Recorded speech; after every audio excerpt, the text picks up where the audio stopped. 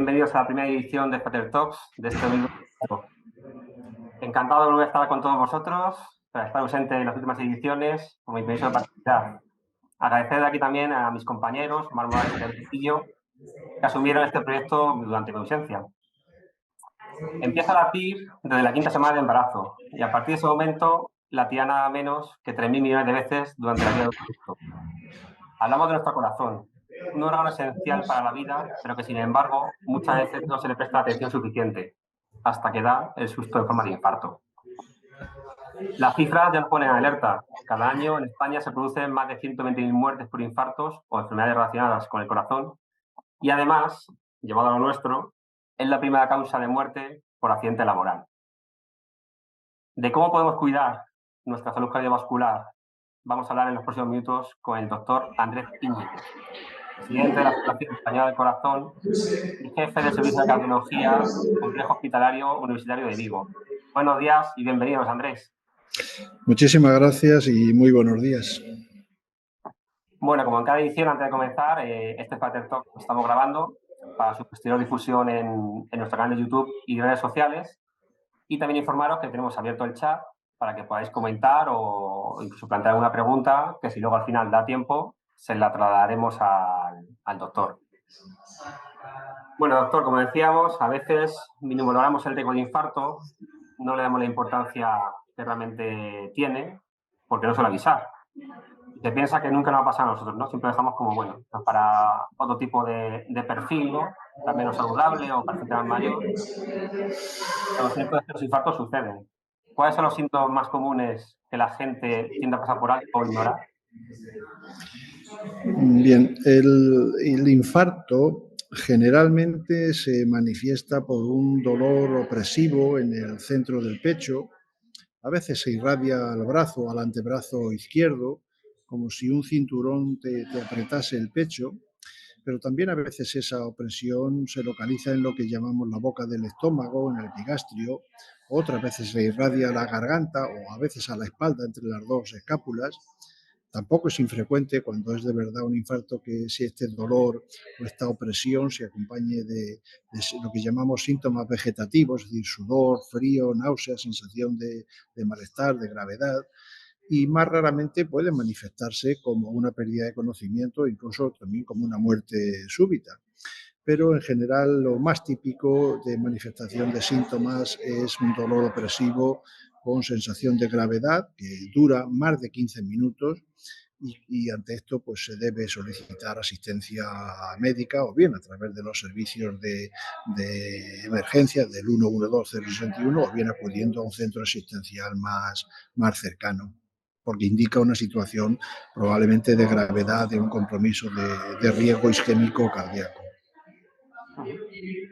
Uno de los factores que siempre se habla, ¿no?, que tiene más influencia a la hora de provocar infartos es el estrés y el ritmo de vida que llevamos actualmente, que es muy diferente al de hace décadas, ¿no? ¿Hay alguna evidencia que relacione el infarto con el estrés y los factores emocionales? Sí, la hay. Desde hace décadas ya se asoció la posibilidad de tener un infarto a un tipo específico de personalidad, en concreto hace años se le denominaba personalidad tipo A, es decir, era un conjunto de rasgos de personalidad pues, que incluyen alta competitividad, ambición, impaciencia, urgencia del tiempo, hasta sentido de propensión al estrés, pero el mismo estrés es un factor de riesgo en sí, es decir, una situación de estrés activa el sistema nervioso, aumenta la presión arterial como mecanismo para hacer frente a la mayor necesidad de sangre que necesita el cuerpo, por las circunstancias que sean, y eso provoca la liberación de hormonas vasoconstrictoras que incrementan la presión en la pared de los vasos, en la pared del corazón, y pueden ocasionar un accidente. Recuerdo un estudio publicado en una de las revistas principales cardiológicas, en Circulation, que señalaba que incluso asociaba como panacea la meditación y la relación entre estrés y meditación y decía que la meditación podía llegar a reducir hasta en un 48% el riesgo de mortalidad, infarto y accidentes cerebrovasculares en pacientes con enfermedad coronaria. Y realmente es una forma de reducir el estrés y los mecanismos simpáticos, de actividad simpática asociados al estrés. Y la razón es que esto es que corta un poco la liberación de hormonas, como el cortisol y la adrenalina, y contrarresta estos efectos desfavorables del estrés sobre la frecuencia cardíaca y la presión arterial. Y también sabemos, por ejemplo, que otra patología como es la depresión puede incrementar hasta en un 60% las posibilidades de sufrir enfermedades cardíacas, o también que el insomnio, que es otro factor que se asocia al malestar emocional y que está relacionado con una mayor tasa de eventos cardiovasculares. De hecho, según los datos del 2020, me parece que era alrededor del 5% de los españoles, lo cual supone probablemente unos 2 millones, sufre algún tipo de cuadro depresivo. Y a pesar de que cuidarse emocionalmente es clave, no siempre lo hacemos.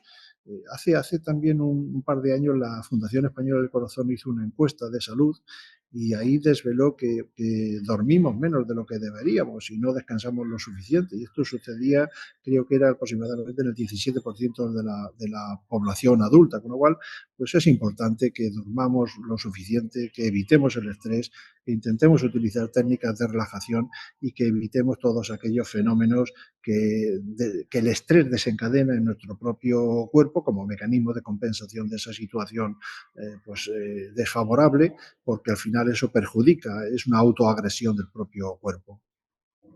Y además, cuando hablas con una persona que ha sufrido un infarto y que afortunadamente ha salido adelante, es muy común que te diga que a partir de ese momento se va a tomar la vida de otra forma, con menos estrés, ¿no? La pena es no haber actuado antes, ¿no? No haber tenido esa conciencia antes de esto. Ojalá.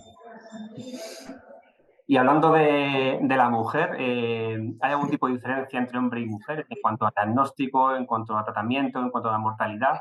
¿Y también diferencias en este ámbito? Sí, las hay. Hay efectivamente diferencias. Por ejemplo, hay diferencias en la percepción, es decir, se sabe que la mujer vivencia los síntomas de forma distinta al hombre. La mujer tiende a infravalorar la relevancia o la trascendencia de los síntomas e incluso a anteponer otras razones pues personales a lo que están percibiendo, tienden a minimizar la sensación de gravedad, acuden más tarde a recibir anestesia quizá por esto, asistencia, y con ello empeoran su pronóstico. De hecho, pues en patologías urgentes como es el infarto de miocardio, en el que el tiempo de iniciar el tratamiento desde que aparecen los síntomas es crítico, porque cuanto más se tarda en reabrir la arteria obstruida, pues la tasa de supervivencia o de tener problemas sube, y por eso al tardar las mujeres más tiempo se demoran más en recibir asistencia y condiciona una mayor mortalidad. De ahí la necesidad de concienciar a este respecto y no dar, no quitar importancia a esos síntomas. Por otra parte, también es verdad que la mayor parte de los estudios científicos que se publican pues tienen un sesgo en el sentido de que la mayor proporción de pacientes que incluyen son varones, probablemente 80% de varones y 20% de mujeres. Es decir, las mujeres están infrarrepresentadas en la inclusión de estos estudios y, por lo tanto, o sea, las conclusiones de estos estudios no siempre son extrapolables al colectivo de mujeres, porque no están muy bien representadas.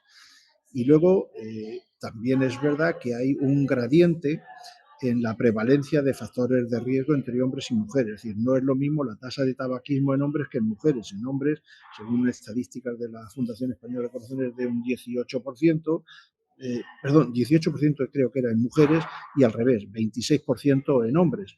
Y la de obesidad era del 46% en mujeres y 61% en hombres.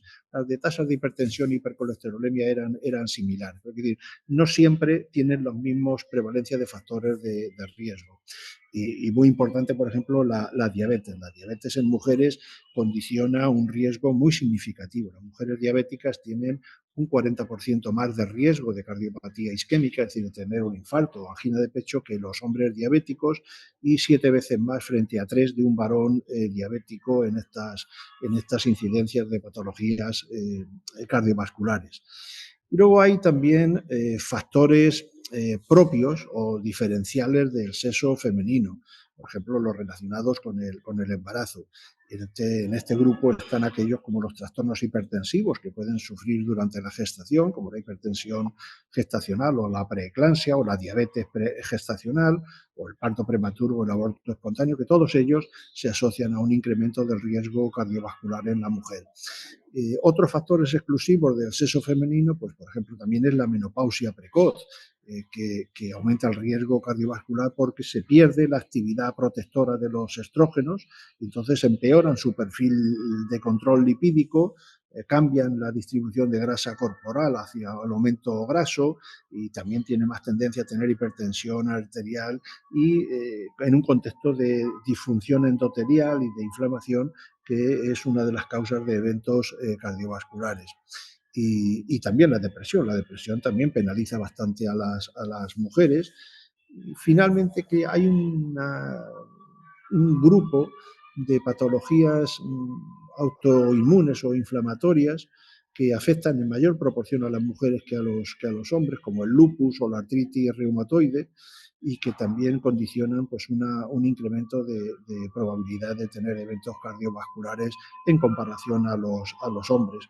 Y bueno, no en vano, pues cada año, de acuerdo a las estadísticas del Instituto Nacional de Estadística, de las últimas que han publicado en el año 2022, mueren más mujeres que hombres por enfermedad cardiovascular en España. En España, en la última estadística del 2022, como digo, fallecieron un total de 121.000, poco más de 121.000 personas por enfermedades del sistema circulatorio, que representan la primera causa de muerte, el 26% por delante de cualquier otra, inclusive los cánceres. Y en cambio, no se tiene esa percepción, que parece que la enfermedad cardiovascular no tiene importancia, y es la primera causa de muerte en España y en el mundo civilizado, en el mundo, digamos, desarrollado. Y en las mujeres sobre todo, porque en las mujeres, por ejemplo, en las últimas estadísticas, pues fallecieron 57.000 hombres frente a 64.000, un poco más de 64.000 mujeres. Es decir, fallecen incluso más mujeres que hombres por enfermedad cardiovascular. En cambio, yo creo que la sociedad y las propias mujeres y nosotros mismos no tienen esa percepción de gravedad y de importancia de este problema. Sí, multitud de factores que al final nos llevan a una realidad, que es la realidad de las estadísticas, ¿no? La que acaba de comentar. Hablando de influencias y factores, ¿en cuánto influye la genética en el riesgo de sufrir una enfermedad cardíaca? Porque vemos muchas veces personas, incluso deportistas, que llevan una vida pues sana, hacen deporte, llevan una alimentación equilibrada, y vemos que ellos tampoco están exentos de sufrir un infarto. ¿Hasta qué punto tiene esa influencia nuestra propia genética, con la que venimos ya marcados desde que nacemos?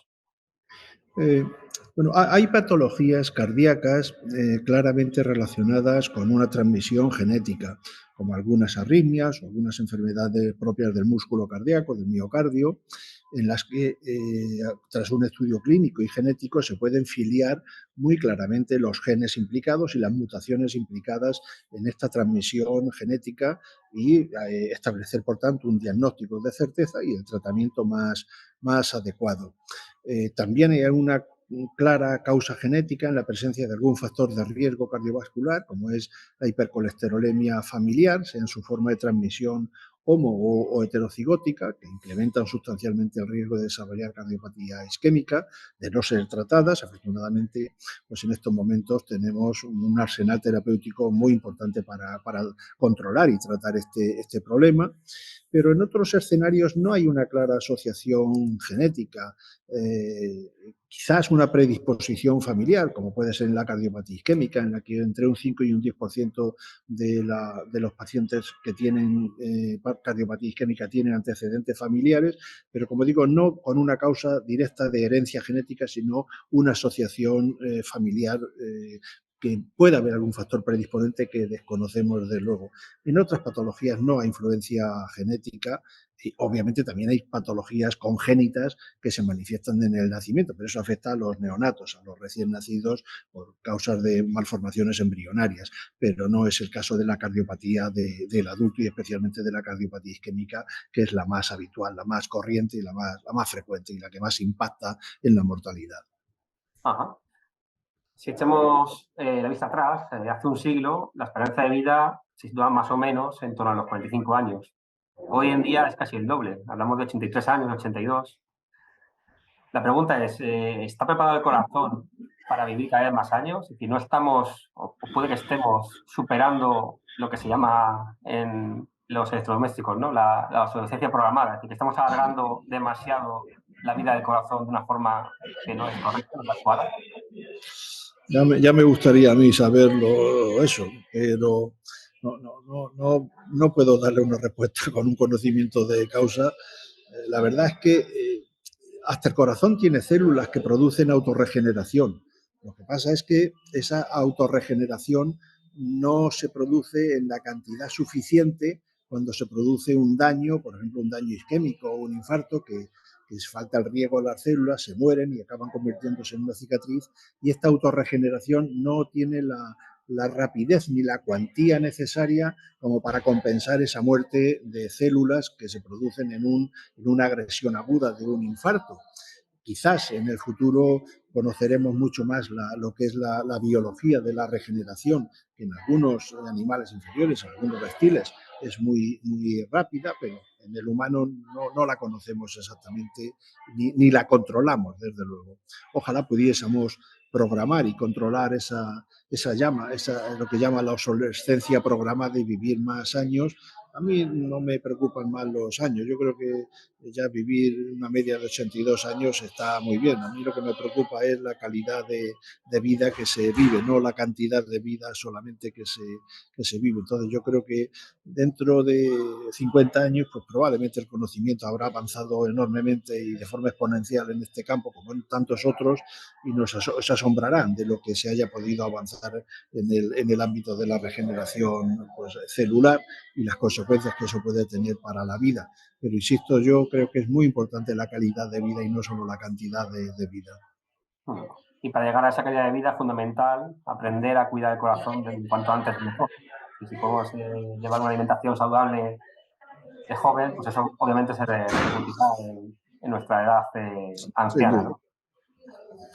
Llevado ya a lo que es el ámbito laboral, y siendo además, como he comentado en la introducción, los infartos la primera causa de muerte en el trabajo, ¿qué pueden aportar? ¿Qué pueden hacer las empresas por mejorar la salud cardiovascular de los trabajadores? Y también te quería preguntar si hay alguna profesión que sea más propensa, tenga una mayor prevalencia a sufrir infartos. Bueno, tenemos datos estadísticos que nos dicen, por ejemplo, los últimos datos del año 2022 también, que se produjeron, me parece que eran un total de 288 infartos o accidentes cerebrovasculares que causaron fallecimiento, que representan un 21, me parece que era un 21% más que en el 2021 en el entorno laboral. Dicho de otra forma, los infartos y los accidentes cerebrovasculares constituían la primera causa de accidentes mortales de trabajo no traumáticos, evidentemente en jornada laboral. La mayor causa son accidentes traumáticos. Estos son eventos no traumáticos. No tengo datos que prueben que unas profesiones puedan ser más propensas que otras. Sí hay evidencia de que el estrés, como decía antes, es un mal compañero y constituye pues, un factor precipitante de eventos cardiovasculares agudos. Por tanto, pues, cualquier situación de estrés en el entorno laboral que sea provoca esa activación del sistema nervioso autónomo simpático, aumenta la presión arterial para hacer frente a la mayor necesidad de sangre que necesita el cuerpo, pero también libera hormonas vasoconstrictoras que suben la presión arterial en la pared, producen vasoconstricción y, bueno, pues si no se controla eso puede conducir a un mayor riesgo. Como decía antes, también los cuadros depresivos pueden incrementar hasta un 60% la posibilidad de un evento cardíaco o el insomnio, pero no tengo yo por lo menos datos fiables que a mí me digan que una profesión puede ser más predisponente que a otra. Es más la vinculación a través del estrés que probablemente otra, o cuadros psicológicos o de salud emocional más que otro factor. ¿Y qué pueden hacer las empresas por mejorar la salud cardiovascular de los trabajadores? ¿Qué iniciativas, qué acciones pueden emprender? Eh, bueno, pues yo creo que lo más importante en una empresa es crear el mejor clima laboral posible. Y desde luego pues buscar lo que nosotros en la Fundación Española del Corazón hemos desarrollado a través de lo que se llama el entorno más de cardioseguridad y más de cardiosalud posible. El entorno de cardioseguridad lo hemos basado, por ejemplo, en la capacidad que puede tener en un entorno concreto de asistir precozmente a una muerte súbita. Es decir, en España se producen y en las empresas se producen de vez en cuando pues paradas cardíacas, son paradas cardíacas extrahospitalarias. En España se producen unas 30.000 paradas cardíacas extrahospitalarias al año. Claro, la probabilidad de supervivencia en una parada cardíaca extrahospitalaria está en relación con el tiempo de respuesta de inicio de una reanimación cardiopulmonar y de una desfibrilación, en el supuesto de que la parada sea por una arritmia que sea susceptible de ser revertida con un choque eléctrico. Entonces, el tiempo que se tarda en iniciar una reanimación básica y en efectuar una desfibrilación, como digo, por cada minuto de retraso se incrementa la mortalidad en un 10%. La Fundación ha desarrollado un programa de cardioseguridad para intentar dotar de desfibriladores externos automáticos áreas de forma que haya una proporción de 1 por cada 1.000 habitantes o que estén en un entorno de acceso de menos de 3 minutos y se pueda tomar rápidamente y formar a gente para que pueda realizar una reanimación básica ante estas circunstancias para dar tiempo a que lleguen los servicios de emergencia. Creamos una aplicación que se llama Ariadna y que os invito a conocer y a meteros, que geolocaliza dónde está el desfibrilador externo automático más cercano al sitio donde se activa ese código de parada y también geolocaliza un voluntario que puede hacer una reanimación básica. Eso no quiere decir que le obligue a ir, sino que te dice dónde puede haber uno y uno puede asociarse a esa aplicación como voluntario si quiere, si tiene un cursillo digamos, de reanimación básica, pero sobre todo geolocaliza los desfibriladores. Hay más de 30.000 desfibriladores geolocalizados a través de esta aplicación. Tenemos un acuerdo con la Cruz Roja para contar con los voluntarios de la Cruz Roja, con los más de 40 o 70.000 voluntarios que tiene la Cruz Roja, pero las empresas podían implicarse en este programa, geolocalizar sus desfibriladores, que cada empresa por lo menos tuviera uno, que formase al personal en una reanimación básica, que se incluyesen como voluntarios y esto se crearía una red que estamos desarrollando muy importante que podría aumentar la supervivencia en la parada cardíaca. Y en el ámbito de cardiosalud, pues estamos centrándolo en un programa que se llama Pactos y que pretende concienciar a todas las personas de la necesidad de cuidar los factores de riesgo, de controlarlos y de mejorar los hábitos cardiosaludables. Entonces, la palabra pactos, cada letra representa un factor de riesgo o un hábito a mejorar. Por ejemplo, la P es de presión arterial, la A es de alimentación, la C es de colesterol o contaminación, la T es de tabaco o tóxicos, la O de obesidad y la S de sedentarismo y salud emocional. Entonces, en esto tenemos ya desarrollada mucha información, muchas fichas informativas y esto hay que darlo a conocer, se puede dar perfectamente a conocer en el entorno laboral para que la gente lo lea, se conciencie de cómo controlar mejor estos factores de riesgo, de cómo promover hábitos cardiosaludables y esto puede pasar a una segunda fase en la cual denominamos de intervención, en la cual pues en ese colectivo de empresa, si tienen servicio médico, se puede utilizar el servicio médico de la empresa o si no, también se puede hacer de una forma externa, se les hace una valoración del riesgo cardiovascular, se les da la puntuación en base a una escala muy definida, se les aconseja lo que tienen que hacer, se les da la formación y la información y a los 6 meses se les vuelve a reevaluar el riesgo para que tomen conciencia de en qué medida han beneficiado su salud cardiovascular con esas intervenciones. Entonces, estos dos programas a mí me parece que son perfectamente aplicables en las empresas y creo que podrían proporcionar un gran beneficio a las personas desde el entorno laboral, que luego obviamente esto puede extenderse al ámbito familiar y al ámbito más cercano. Claro. Cada vez más empresas, por suerte, apuestan, ¿no?, por proyectos de empresa saludable, de promover la alimentación sana entre sus trabajadores, el ejercicio físico y eso al final, como tú has dicho, acaba Sí, sí. repercute pues, en su propia salud cardiovascular y también se extiende pues, a su ámbito más familiar, ¿no? Sí. Bueno, por cerrar esta ronda de preguntas, antes de pasar a la pregunta del chat y cerrar con un halo de esperanza, ¿no? ¿Qué investigaciones y avances se están llevando a cabo o están ahí en marcha o viendo la luz, ¿no? Para la detección precoz y el tratamiento de estas enfermedades cardiovasculares? Oh, un montón. Es que eh, el conocimiento avanza de una manera exponencial. Por ejemplo, pues en el ámbito del tratamiento farmacológico, en mi opinión, vamos, quizá lo más importante ha sido la introducción, por ejemplo, de los antiagregantes plaquetarios, la de los fármacos para controlar el colesterol o la tensión arterial, las inhibidoras del eje renina-angiotensina. Pero es que en el campo del intervencionismo también ha habido un desarrollo brutal con la angioplastia coronaria y la introducción de los stent que han revolucionado el tratamiento de la cardiopatía isquémica, pasando de un tratamiento de una cirugía abierta a una intervención mínimamente invasiva, o en el terreno de las arritmias con la ablación de las arritmias, que ha pasado de ser una situación meramente diagnóstica a ofrecer una posibilidad terapéutica, curativa, pero podríamos citar muchísimos más.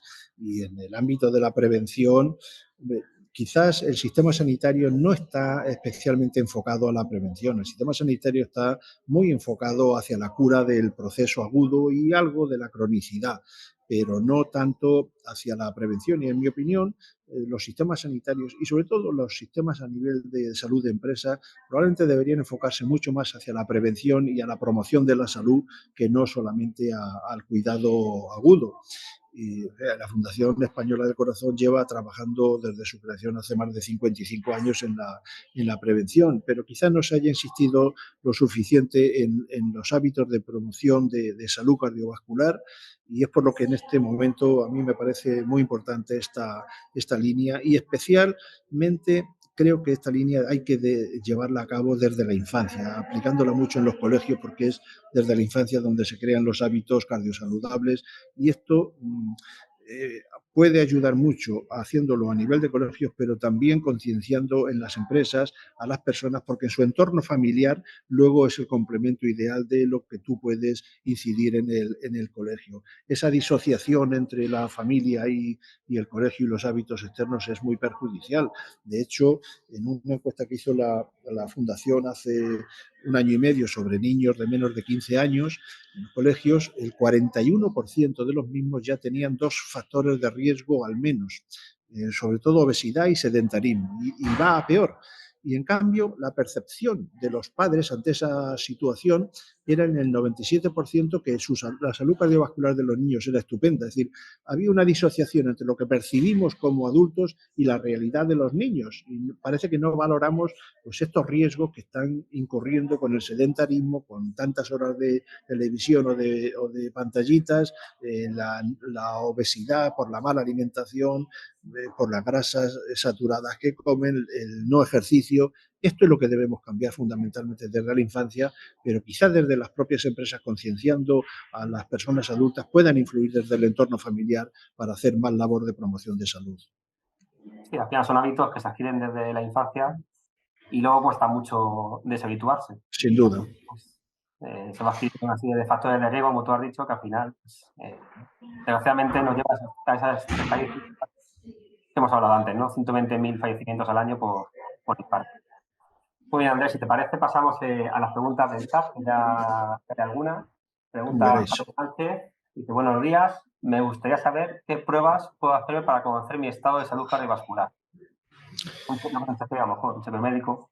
Eh, bueno, yo creo que en primer lugar acudir a un profesional si no se trata de hacer pruebas, se trata de hacer una historia clínica, saber si uno tiene síntomas o signos de enfermedad cardiovascular, ello unido a una exploración, a la realización de las pruebas complementarias que se necesiten, un electrocardiograma, se puede también realizar un ecocardiograma que mide no solo la estructura del corazón, sino también su funcionamiento, y se puede aproximar uno también a la realización de pruebas que miden la capacidad de ejercicio, como es la ergometría, que mide cuánto ejercicio podemos hacer, si estamos entrenados o no, medir el consumo de oxígeno y ver el tipo de cantidad de deporte que podemos hacer o de ejercicio, porque en realidad lo que hay que hacer es promocionar el ejercicio. El deporte es más un hábito ya de gusto personal, pero la base del gusto personal está en tener un adecuado entrenamiento de ejercicio que te permita no tener accidentes en el deporte. Pero eso, como digo, es fomento del ejercicio. Pero se puede valorar muy estrechamente, como digo, con una consulta, con unas mínimas pruebas y como mucho con una prueba de esfuerzo que te puede valorar exactamente cuál es tu capacidad funcional y tu nivel digamos, de entrenamiento. Pues mira, segunda pregunta un poco relacionada con ese tema que acabas de comentar, de la actividad física. Pregunta Rebeca García, dice: hola Andrés, sabemos que la actividad física tiene un beneficio directo en la salud cardiovascular. Me la pregunta un segundito. Dice: pero puede llegar a ser contraproducente en alguna circunstancia. ¿Qué recomendaciones deben seguir aquellas personas sedentarias que quieran iniciarse en hacer deporte? Como decía, lo importante es hacer ejercicio. El deporte es una cuestión, digamos, de preferencia y de gusto personal, obtenido un nivel de entrenamiento, lógicamente. Mira, la propia Organización Mundial de la Salud recomienda que los niños, los adolescentes, hagan al menos 60 minutos diarios de actividad física de intensidad moderada a vigorosa, principalmente aeróbica. Para los adultos, el consejo es practicar como mínimo unos 150 minutos semanales de actividad aeróbica de intensidad moderada o 75 minutos de actividad intensa.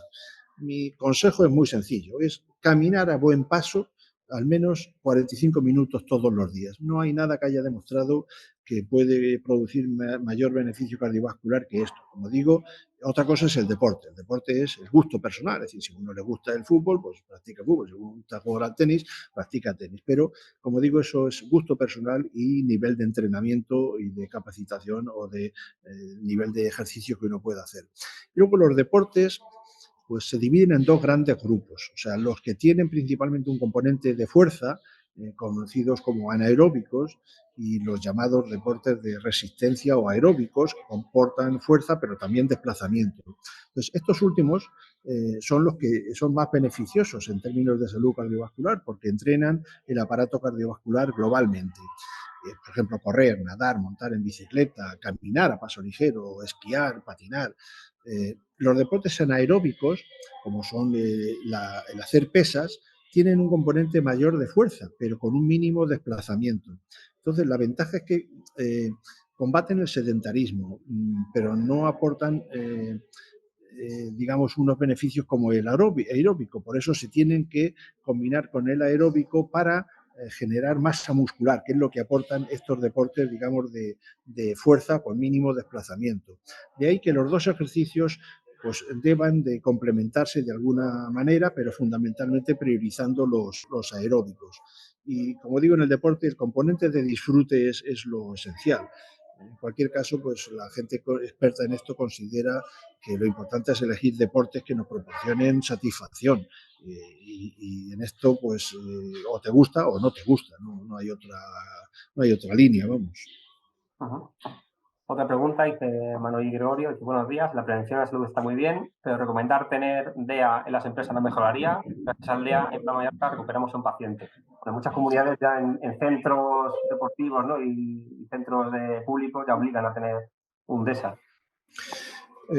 No conozco la normativa oficial de si hay una obligación o no, la verdad, pero sí le puedo decir que es muy aconsejable tener un desfibrilador externo localizable en sitios accesibles. Porque claro, se puede tener un desfibrilador que lo puede tener en un armario y que ni Dios conoce dónde está. Entonces, lo importante es tener un DESA, como digo, en un entorno accesible en menos de 3 minutos y tenerlo, digamos, disponible. Y no solo disponible. En el programa este que les comentaba de cardioseguridad, que estamos desarrollando en colaboración con empresas que proporcionan los desfibriladores, estas propias empresas proporcionan el desfibrilador, lo instalan, lo hacen los mantenimientos y hasta pueden ayudar en las formas de financiación. Y además proporcionan la formación, los cursillos y la capacitación y la certificación a las personas para el uso y para digamos, la habilitación de una reanimación cardiovascular básica. Entonces, esto está muy estructurado, lo tenemos muy estructurado y se puede hacer fácilmente.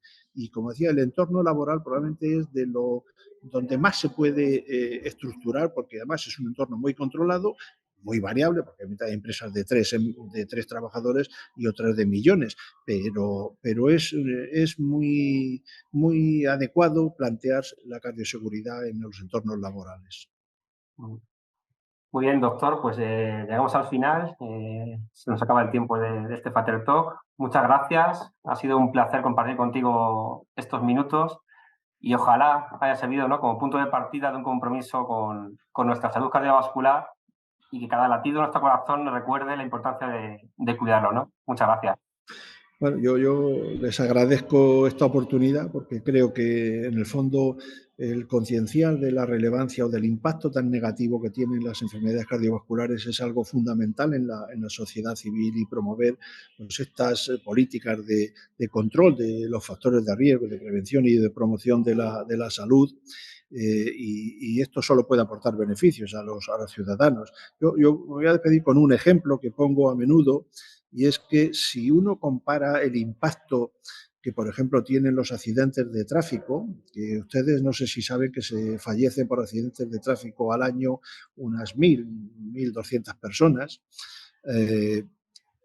con el impacto que tienen las enfermedades cardiovasculares, que fallecen más de 120.000 personas cada año. Es decir, piensen que cada año es como si durante la época, en el año 2020, tuvimos por COVID un fallecimiento de alrededor de más de 80.000 personas por COVID. Esto de las enfermedades cardiovasculares es como tener un COVID, peor que un COVID todos los años. Pero en cambio la sociedad no tiene esa conciencia del impacto tan negativo que tienen las enfermedades cardiovasculares. Y lo que les decía, poniendo un ejemplo comparativo, la Dirección General de Tráfico, ¿saben qué proporción de recursos dedica a campañas de promoción vial, de promoción de seguridad, de evitar accidentes de tráfico al año? Lo pueden consultar en la memoria en Internet que tienen. 30 millones de euros dedica a campañas de seguridad vial, a promover la salud y los accidentes, a evitar los accidentes de tráfico. ¿Saben cuánto se dedica a campañas de promover la salud cardiovascular al año? Pues no. Por parte institucional.